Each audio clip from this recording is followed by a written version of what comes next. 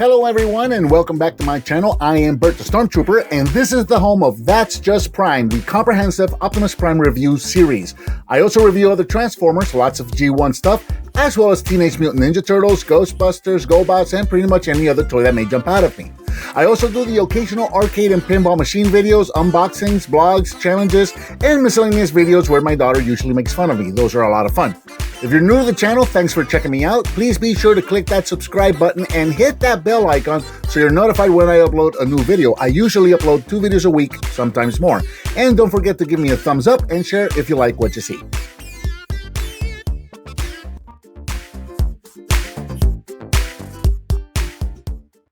Hello and welcome, I'm Bert the Stormtrooper, and today we're going to be taking a look at Kenner's The Real Ghostbusters Ecto 1A, and I love this toy. Released in 1990, it retailed for approximately $25, and this was released as a follow-up to the Ghostbusters 2 movie, and really all this was a re-release of the previous Ecto 1 vehicle with a new sticker set. It had all the same accessories and everything else. So here in the vehicle is approximately 14 inches long. It's about 6 inches tall, 8 if you add the chair to the top there.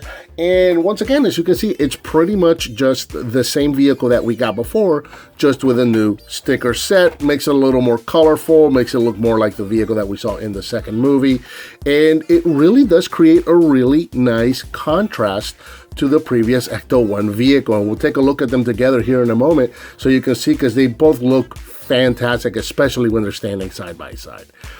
So, but yeah, we've still got the opening doors so we can add the figures in. In fact, why don't we grab Winston and throw him in? And I've shown the original versions of the figures in previous videos, so I'm going to change it up a little bit and show off some of the scare fright features. So there we go. So there's Winston in his driver's seat. And just kind of going all the way around, we still have the same orange ghost that came with the previous Ecto, which I find odd because, especially with Kenner's Real Ghostbusters toys, they did switch around the ghosts a lot. A lot of the times, the little ghosts that would come with the figures, when they did other releases like the fright features and screaming figures and that kind of thing, they would release previous versions of the ghosts. They would repaint them, and then they would issue, like if a ghost came with Egon the first time, maybe it would come with Peter or Ray the second time, and they just would kind of mix them up. I'm really surprised that they didn't switch up the ghost for the Ecto 1A. This would have been a perfect opportunity for them to do that, but no, we got the same orange ghost that we've seen before. If we go in the back here, we can open up the door, and we've got our third seat back there, so the vehicle can carry 3 seated figures. I covered this in my Ecto 1 review. You can throw 3 figures in seats, but you can always also pull out the chair, put it up top, and then you can grab another figure and just kind of toss them in the back here. So you can carry 4 figures that way, but one of them won't be seated, but there you go. So we've got the same exact gunner's chair up here, and there's Ray with the same 2 little guns there. And of course, we've got our post or our slot and our hole in the back there, so we can do a couple of things. You saw I had the seat facing forward. You can also face it rear and then put the post all the way in the back so that the seat is kind of permanently mounted with the figure facing the rear, which I guess would be a little more accurate to the real vehicle. And then of course you can put the seat in the slot as well, so that when you do the opening door, you can kind of bring the chair out and have them kind of come out and attack a ghost if that's what you're trying to do. So you got all of those features there. And then, of course, as you saw a minute ago, you can also peg the chair up here, as you saw Ray do in the intro for the pilot of the show. And then we've got the same claw mechanism back here, so you can reach in here and grab that claw, give it a yank, and pull it all the way out. Go ahead and go to the bottom here if you haven't seen before. If you haven't seen on my previous video, I'll put a link to it so you guys can watch it. The grab claw, the way it worked is you're going to grab the muffler and move it over to the side. And that's going to engage the mechanism. So we can open the door back up again. And then we can use our claw. Our claw has a couple of positions. It's got little balls and peg right there. So wherever you put it, it's going to hold right there. So it's got about 3 or 4 different positions that it's going to hold in. So it's going to accommodate a lot of these different ghosts. You can just grab your ghost, make sure you get a good grab on them, and then you can just drive away, and as you drive, it's going to pull the ghost in until it's completely captured inside of the vehicle. Just like that. I'm hitting the back there. And once you got them in there, of course, you want to make sure that you seal the door and then always bring the muffler back to the original position so that the vehicle is back in freewheeling mode. The vehicle is not going to roll backwards if the gear is engaged, and if you continue pulling forward, eventually you're going to break either the string or the gear or the hook that's inside, so you want to be careful with all of that. Why don't we take Peter and put him in the vehicle as well.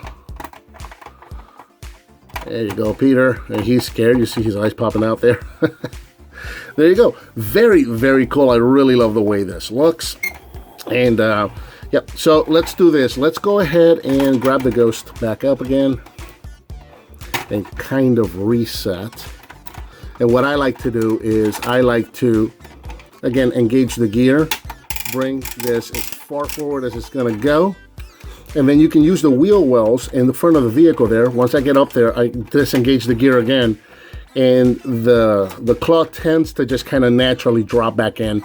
And you can use those wheel wells to store that claw so it's not bouncing around back here. You saw earlier I had the figure in the chair inside of the vehicle, and the claw is still in there and nothing is getting in the way.